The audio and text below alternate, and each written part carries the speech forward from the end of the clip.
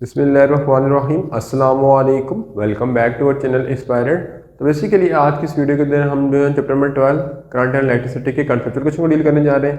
तो अगर से प्रीवियस लेक्चर की बात कीजिए तो उसके अंदर हमने न्यूमेरिकल क्वेश्चन को कवर किया था। तो बेसिकली स्टार्ट करते हैं आज की वीडियो को और आ जाते हैं कंसेप्चुअल क्वेश्चन की तरफ। तो बेसिकली कंसेप्चुअल क्वेश्चन को स्टार्ट करने से पहले एक छोटी सी रिक्वेस्ट है कि अगर आपने हमारे चैनल को सब्सक्राइब नहीं किया तो सब्सक्राइब कर दें और साथ बेल आइकन को भी प्रेस कर दें ताकि लेटेस्ट से लेटेस्ट वीडियो आप लोगों तक पहुँच सके।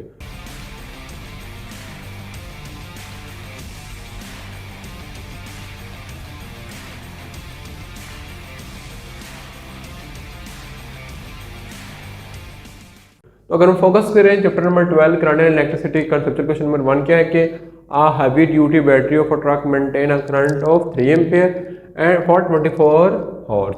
ठीक है, मीन के एक ट्रक के अंदर बैटरी इंस्टॉल है, ठीक है, जिसके अंदर करंट कितना है 3 एम्पियर का करंट है और वो बैटरी को चलाती है 24 घंटे तक।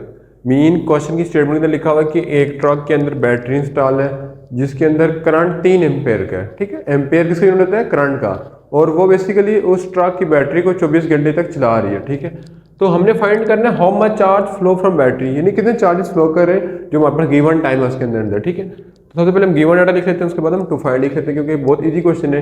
ठीक है, तो बेसिकली अगर देखा जाए तो हमारे पास करंट गिवन है, हमारे पास कितना है? गिवन डाटा की बात कीजिए 3 एम्पियर है। उसके बाद टाइम गिवन है, टाइम कितना है? 24 आवर्स।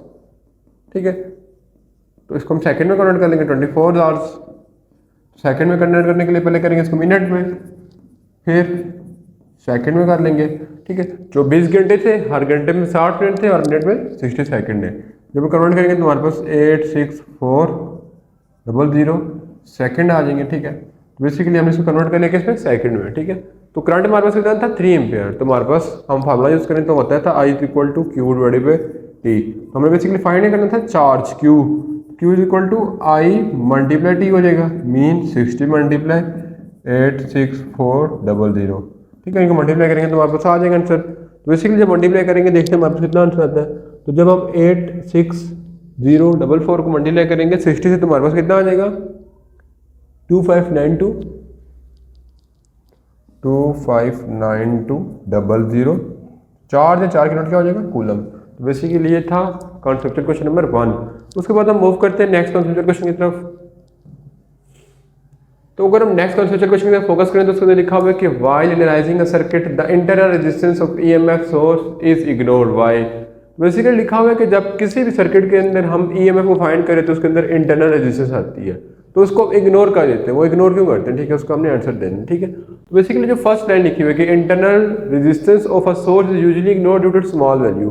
तो अगर हम इंटरनल रेजिस्टेंस कंपेयर करें जो उसका ओरिजिनल रेजिस्टेंस तो उसकी वैल्यू बहुत स्मॉल होती है। ठीक है, अगर मैं यहाँ पे सर्किट डायग्राम का ड्रा कर लूँ, ठीक है, तो ये इंटरनल रेजिस्टेंस होती है, ये वोल्ट मीटर होता है और ये रेजिस्टेंस होती है। ठीक है, अगर लेट्स सपोज इसकी वैल्यू 1 की है यानी 1000 तो इसकी वैल्यू लेट्स सपोज 1 ओहम होती है। ठीक है, मीन 1000 के मुकाबले में 1 रुपया क्या चीज़ होती है। तो इंटरनल रेजिस्टेंस जो है वो एक्सटर्नल रेजिस्टेंस के मुकाबले में बहुत कम होती है जिसको हम इग्नोर कर देते हैं। तो लिखा हुआ है कि internal resistance of source usually ignore due to small value. अब इसको इग्नोर किया जाता है इसकी स्मॉल वैल्यू की वजह से। ठीक है, अब the internal resistance behave as connected in series with the source. तो बेसिकली जो इंटरनल रेजिस्टेंस है वो सोर्स के साथ कनेक्टेड है, किसमें? सीरीज के साथ, यानी ये चीज़ और ये चीज़ आपस में किसमें कनेक्टेड है? सीरीज में। ठीक है, therefore it has potential drop. तो जब ये सीरीज में कनेक्टेड है तो इसके साथ थोड़ा सा पोटेंशियल ड्रॉप होता है। ठीक है, पोटेंशियल ड्रॉप लेट्स सपोज अगर यहाँ पे 12 वोल्ट है, ठीक है, तो इस इंटरनल रेजिस्टेंस के साथ 0.01 इस वोल्ट आ रहा होगा। ठीक है, बहुत कम पोटेंशियल डिफरेंस होता है। ठीक है, the reason for less potential drop the internal resistance of EMF source is always very small. तो इस वजह से इसके अक्रॉस पोटेंशियल ड्रॉप बहुत कम होता है। ठीक है, क्योंकि इसकी देखा जाए तो हमारे पास मैंने कहा था कि V directly proportional to R। ठीक है, तो जब हम V directly proportional to internal resistance करते हैं तो इंटरनल रेजिस्टेंस की हमने वैल्यू कहा था बहुत कम है। जब वैल्यू बहुत कम है तो उसका क्रॉस पोटेंशियल डिफरेंस भी बहुत कम है तो उसको हम निगलेक्ट कर देते हैं। ठीक है, that's why it value very small. तो इसकी वजह से क्या करते हैं कि the resistance of EMF source is neglect in circuit analysis. तो जिसको हम क्या कर देते हैं? निगलेक्ट कर देते हैं। ठीक है, तो बेसिकली ये था क्वेश्चन नंबर 2। उसके बाद हम मूव करते हैं क्वेश्चन नंबर 3 की तरफ। क्वेश्चन नंबर 3 देखेंगे, उसके अंदर लिखा हुआ है क्वेश्चन नंबर 3 कंसेप्चुअल क्वेश्चन के if aluminium and copper wire of same length, mean aluminium और कॉपर वायर की लेंथ सेम है एंड सेम रेजिस्टेंस। तो लेंथ भी सेम है और रेजिस्टेंस भी सेम है। फिर क्या लिखा है? विच हैज लार्ज डायमीटर, किसका डायमीटर लार्जर होगा और इसकी रीजन भी बतानी है वाई। ठीक है। तो बेसिकली हम अगर रेजिस्टेंस का फॉर्मूला देखें विद रिस्पेक्ट टू लेंथ, वो क्या हो जाता था, हमने पढ़ा था, ठीक है, कि resistance is equal to resistivity L/A, ठीक है। फॉर्मूला पढ़ा था कि resistance is equal to resistivity into L/A, ठीक है। तो हम अगर बात करें तो हमारे पास यहाँ पे लिखा हुआ था कि same length and same resistance diameter, तो हमने बेसिकली डायमीटर को डील करना था। तो यहाँ पे जो एरिया यूज होता है, ये मैं इसको इक्वेशन नंबर 1 का नाम देता हूँ, तो यहाँ पे एरिया यूज होता है वो किसका होता है, पाई आर स्क्वायर, लेकिन हमने पहले विद रिस्पेक्ट टू डायमीटर, तो क्या हो जाएगा, आर क्या होता है d/2, ठीक है। तो मैं इस जगह पुट कर दूंगा a is equal to pi d/2, ठीक है, क्योंकि हमने इसका रिलेशन बताया ना विद रिस्पेक्ट टू डायमीटर, ठीक है। तो हम रेडियस को कन्वर्ट कर दूंगा डायमीटर में, तो मेरे पास ये इक्वेशन आ जाएगी, इसको वापस ऊपर वाली इक्वेशन में इंप्लीमेंट कर दूंगा, तो मेरे पास आ जाएगा r is equal to resistivity L/पाई d का स्क्वायर डिवाइडेड बाय 4, ये आ गया। फिर अगर मैं फर्दर करूँ तो 4 ऊपर चला जाएगा, यानी रेजिस्टेंस इक्वल टू 4 रेजिस्टिविटी L/पाई d का स्क्वायर, ये आ जाएगा, ठीक है। तो अगर हम फर्दर देखें तो हमने कंपैरिजन किससे करना था, aluminium and copper wire of same length have same resistance which has low diameter, तो हमने सिंपल रेजिस्टेंस को रिलेट कर लिया विद रिस्पेक्ट टू डायमीटर। तो basically according to given condition हम लिख लेते हैं, according to given condition resistance of aluminium and copper is same, ठीक है। बेसिकली अगर अपन कंडीशन देखें तो हमारे पास एल्यूमिनियम और कॉपर की रेजिस्टेंस सेम थी, तो मैं यहाँ पे लिखूंगा कि R of aluminium is equal to R of copper, क्योंकि ऊपर क्वेश्चन में लिखा हुआ है कि दोनों आपस में इक्वल है, ठीक है।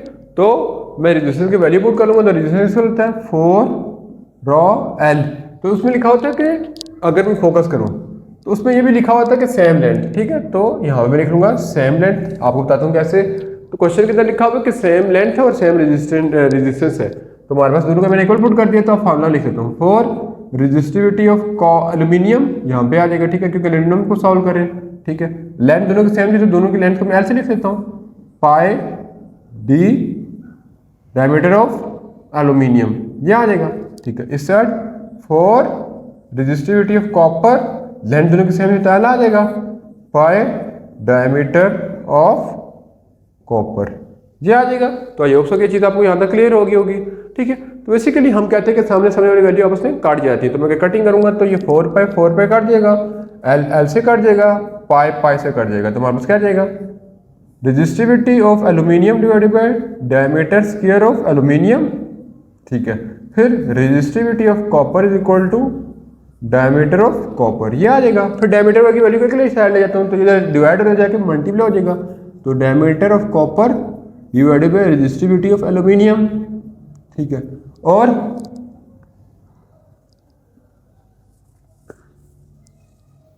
यहाँ पे क्या आ जाएगा कि diameter of copper divided by diameter of aluminium is equal to, इसको ले जाऊंगा तो resistivity of copper divided by resistivity of aluminium. तो इससे बेसिकली स्केयर आ रहा है, तो स्केयर खत्म करने के लिए हम क्या ले लेंगे, अंडर रूट, तो क्या आ जाएगा, diameter of copper diameter of aluminium is equal to under root resistivity of copper and resistivity of aluminium, ये आ गया।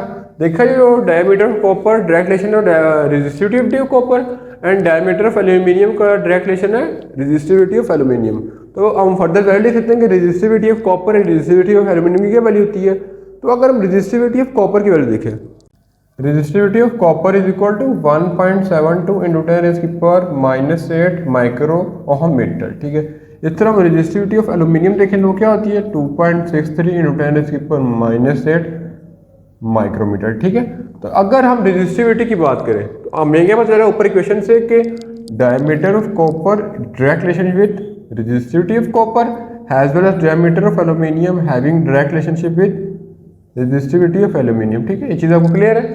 तो देखा जाए तो हमारे पास किसकी जो है वो रेजिस्टिविटी से ज़्यादा है, तो बेसिकली एल्यूमिनियम की रेजिस्टिविटी ज़्यादा है, ठीक है। तो हम लिखेंगे so resistivity of aluminium is greater than resistivity of copper, so diameter of aluminium is also greater than diameter of copper।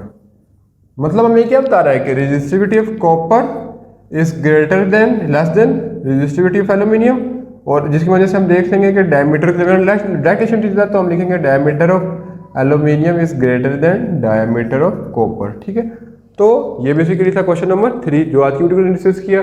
तो इंशाल्लाह नेक्स्ट वीडियो के अंदर जो नेक्स्ट क्वेश्चन को डील करेंगे तो मिलेंगे नेक्स्ट पार्ट में। तब तक अल्लाह ने के बाद।